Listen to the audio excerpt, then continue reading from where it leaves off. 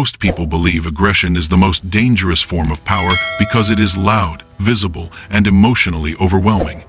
That belief is comforting, but it is also wrong. In reality, aggression is easy to predict, easy to provoke, and easy to neutralize. What truly unsettles people is not emotional outbursts, but controlled restraint. The world is not hostile because people are cruel.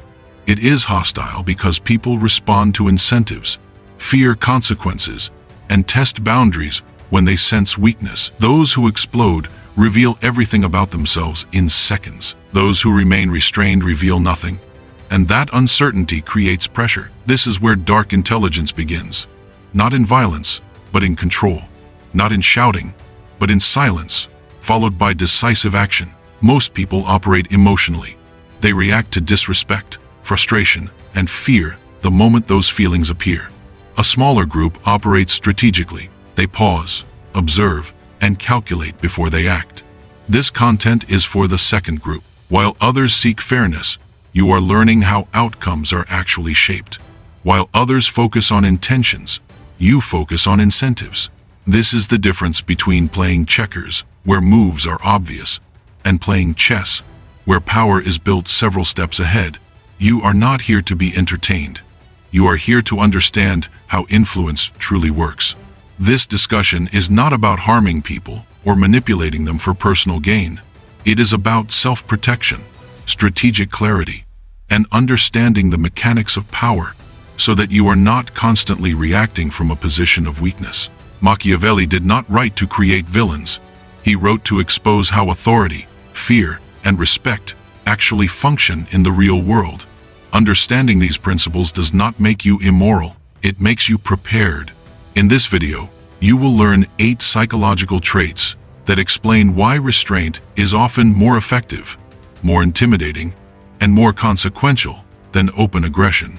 Each trait builds on the previous one, moving from communication and perception to leverage, deterrence, and final execution. By the end, you will understand why restrained individuals often dominate environments without ever raising their voice, and why emotional people are easily controlled despite appearing powerful. Before we continue, write this in the comments. I choose restraint. This is not for engagement alone. Public commitment strengthens identity, and identity drives behavior. Number 1. Controlled silence. Silence is often misunderstood. Most people hear it and think someone is confused, hesitant, or afraid. That's rarely the case. Silence can be one of the most effective ways to understand a situation. Imagine a meeting. A question is asked. Everyone expects an immediate answer, but one person doesn't speak. They just wait. At first, the pause feels awkward. People shift in their seats. Someone clears their throat. A pen taps the table. The silence stretches, just enough to be noticed. Without realizing it, people start talking to fill the gap. They explain things they weren't asked to. They give details that expose priorities, insecurities, or intentions. Small tells appear hesitations, repeated words, rushed explanations. All of it happens because the silence pushes them to reveal more than they would if the conversation moved quickly. This isn't avoidance. It isn't passivity. It's a method of observing what others reveal when they feel they need to take control. The silent person isn't manipulating or threatening. They're simply letting the situation unfold. Think about a confrontation. Someone accuses or challenges you. If you respond immediately, you enter their frame. If you stay silent, they begin justifying themselves. Their certainty fades. They add unnecessary explanations. By the time the silence ends, you understand what they value, what worries them, and what they're hiding. The key is restraint. Silence isn't about intimidation or confusion. It's about letting people show their true priorities without interference. It's about paying attention to the small details, body language, tone, pacing, and noticing things that words alone would hide. Controlled silence changes the dynamic. It makes people uncomfortable in a productive way, not with cruelty, but with clarity. And the silence stays long after the conversation ends. Number 2. Delayed response. Reacting immediately feels natural. Most people assume it's honest, but immediate reactions are predictable. They hand over control without thinking. Timing matters more than we usually admit. Picture this. A message arrives. Harsh words. Criticism. Maybe a sudden accusation. The instinct is to answer right away. To clarify, defend, or push back. Most do. Most react. But the person who waits notices something different. They pause. Not because they're unsure. Not because they're avoiding. Just a brief pause. Enough for the other person to feel it. The silence stretches between the message and the reply. And now, the other person starts to doubt. Maybe they overstepped. Maybe they misjudged the tone. They replay their words in their mind. They question if they said too much. This happens in meetings too. Someone challenges an idea. The instant response is often defensive. It's emotional. But when the reply is delayed, the balance of the room shifts. People begin to measure what they just said. They hesitate. Their certainty wavers. Delayed responses aren't about manipulation. They're about clarity, about making decisions without the rush of emotion, about noticing how timing changes the room, the conversation, the perception. Think of negotiations. The person who waits isn't giving up power. They're quietly creating space where the other person reveals priorities, fears, and limits. A calm pause lets mistakes surface without anyone pointing them out. It's subtle, almost invisible. Even in conflict, it works the same way. Someone raises their voice. You don't answer immediately. The silence isn't passive. It's active. It makes the other person confront themselves. They start to question their own words, their own intensity. Timing is control, not by force, not by dominance, but by observing the effect of your delay. And the delay itself becomes a quiet message, one that lingers longer than words ever could. Number 3. Emotional containment. Uncontrolled emotion is louder than words. It signals where you are weak. Anger shows what gets under your skin. Excitement shows what you want. Fear shows what you will risk to feel safe. Imagine a team meeting. A disagreement arises. One person raises their voice. Their face tightens. Their hands move sharply. Everyone notices. Some shrink back, others lean forward, sensing an opening. Now, watch the person who stays calm. Their posture doesn't change. Their voice is steady, even soft. They don't match the anger or the urgency. And just by doing that, they set the tone for the room. People listen differently to them. They pause before speaking. They measure their words. Decisions and actions start aligning around the calm person, not the loud one. That calm becomes a quiet authority. Think of a personal argument too. Someone tries to push buttons, to provoke a reaction. If you react instantly, you hand them control. Your emotion guides the interaction. But if you contain yourself, the tension shifts. The other person notices. They hesitate. Their plan to manipulate, to dominate, starts to wobble. Emotional containment isn't about denying feelings. It isn't about pretending you don't care. It's about noticing what you feel and choosing when and how to show it. It's regulation, not suppression. The effect is subtle. You don't need to speak loudly. You don't need to prove anything. People simply defer. They look to you. They trust you. They measure themselves against your calm. Even small moments matter. A pause before answering. A measured tone in frustration. A neutral expression that doesn't give away hope or fear. Over time, these small choices shape how people respond to you and how they reveal themselves around you. Containment quietly changes the space around you. It shifts energy without confrontation. And when the moment ends, the calm lingers, long after the room has returned to normal. Number 4. Selective mercy. Kindness is easy to give. Most people give it freely, without thinking. But constant kindness, without boundaries, can be risky. It invites testing. It invites taking more than was meant to be offered. Picture a workplace. A colleague misses a deadline. Again, they apologize. You nod, accept it. It feels natural to forgive. The next time, the same thing happens. And again, each time, the limit stretches a little. The respect for rules or effort fades quietly, almost unnoticed. Now imagine someone practicing selective mercy. They let the first mistake pass, the second. But the third is different. They address it clearly, firmly, not angrily, not harshly. just a clear line. The room or the relationship shifts immediately. People notice. They understand that limits exist, that kindness has boundaries, that actions have consequences. This doesn't mean cruelty. It doesn't mean domination. It means restraint with intention. Forgiveness is offered, but not endlessly. Mercy becomes a choice, not a default. Think of personal relationships. Constant leniency can erode self-respect over time.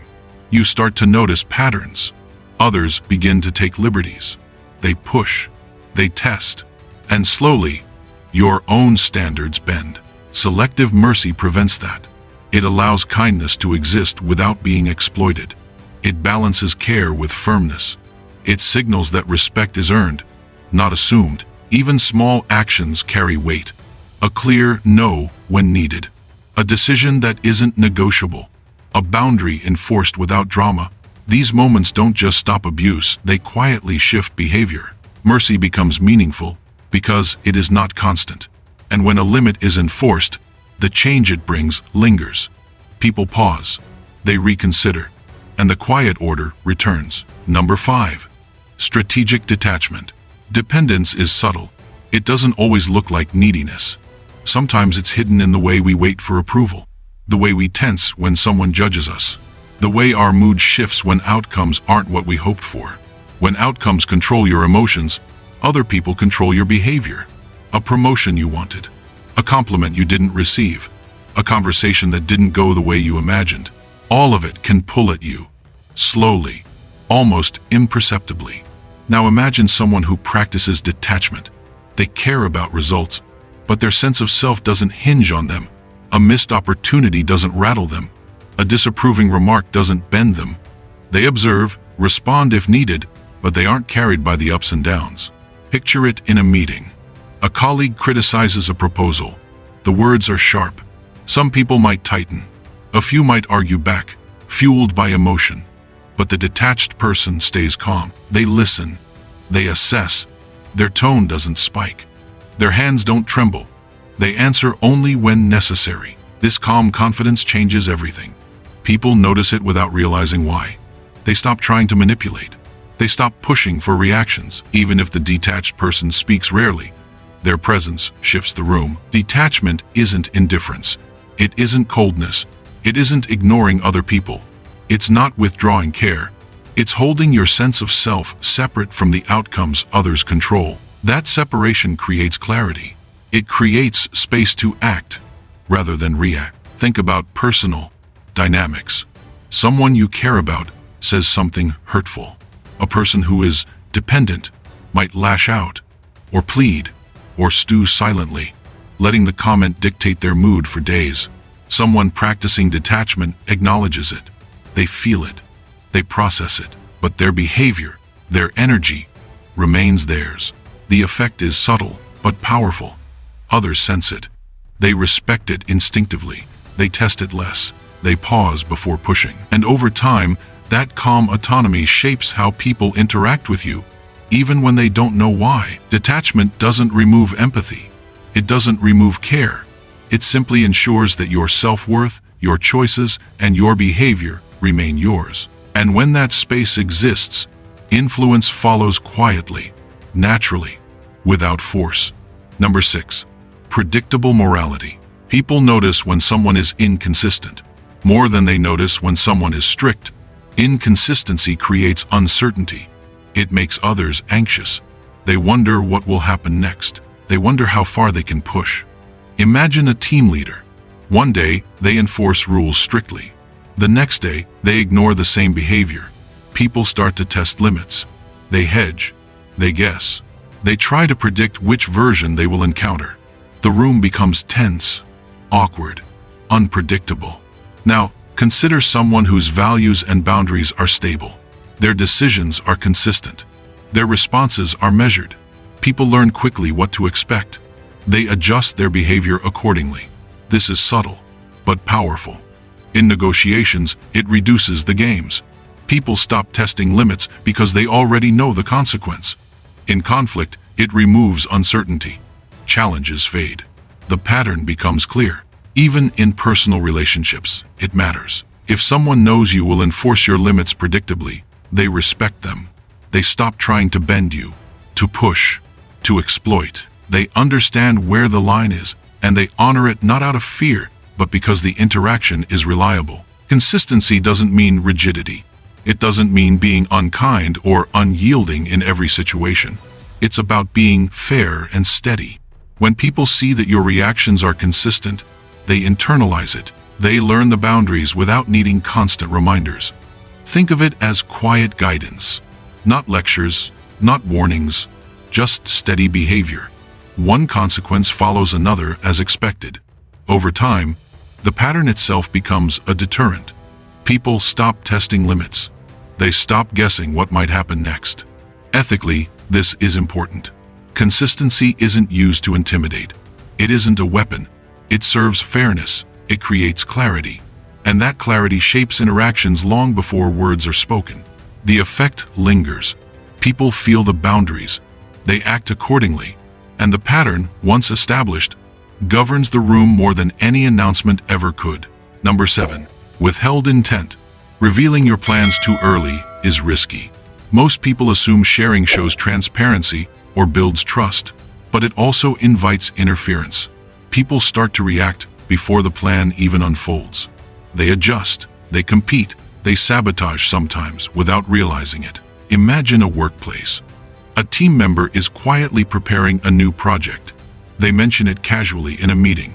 Others nod politely, but then small changes start to happen.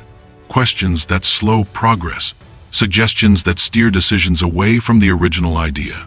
The momentum shifts, slowly, almost invisibly. Now, imagine the same project handled with discretion. The person doesn't announce every detail.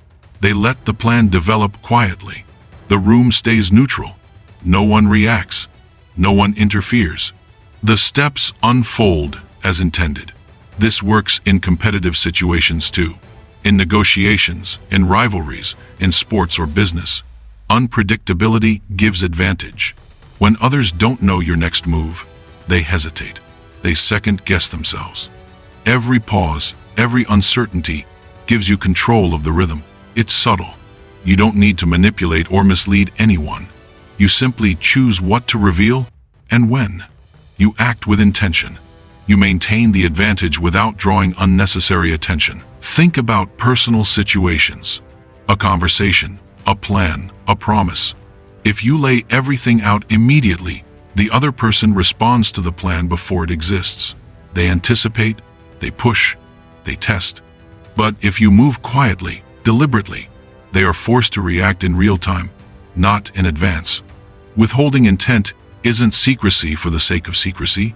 It isn't trickery. It's protection. Protection of your strategy, your energy, your goals. It allows things to unfold as they should. The effect is quiet, but powerful. People pause. They adjust. They respect what they can't predict.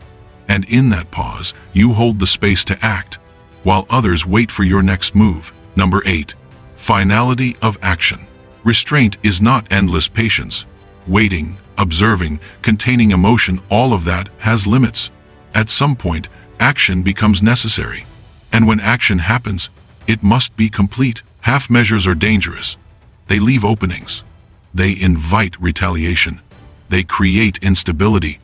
Imagine a professional setting. A problem has been ignored for weeks. People test the boundaries. They assume restraint means tolerance. Then someone steps in decisively. The decision is clear. The action is final. Everyone sees it. The ambiguity disappears. The room, the team, the dynamic, all of it changes immediately. This works the same in personal relationships. A repeated offense has been tolerated. Silence has held the tension in check. And then a boundary is enforced fully. Not cruelly, not dramatically, but decisively. The other person realizes the restraint was never indecision.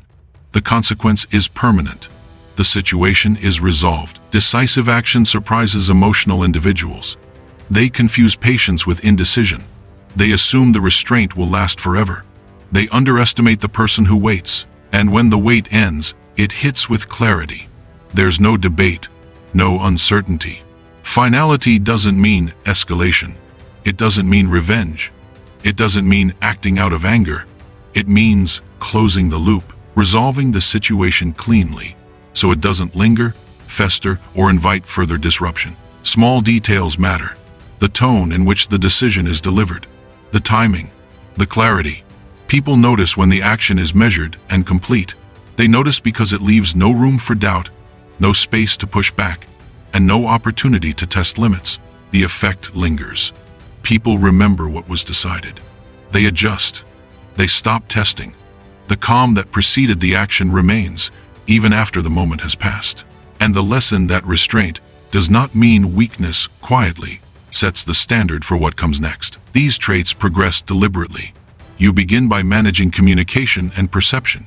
You move into emotional discipline and boundary enforcement.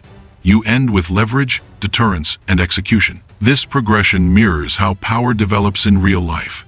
Awareness first, control second, results last. Choose one trait and practice it deliberately for 7 days. Do not announce it. Do not explain it. Observe how people respond differently when you change only one behavior. At the end of the week, ask yourself who adjusted their tone, expectations, or behavior toward you. True power is not the ability to dominate others. It is the ability to command yourself under pressure. Restraint prevents regret, protects long-term outcomes, and eliminates the need for constant conflict. Dark intelligence is not cruelty. It is discipline, applied ethically.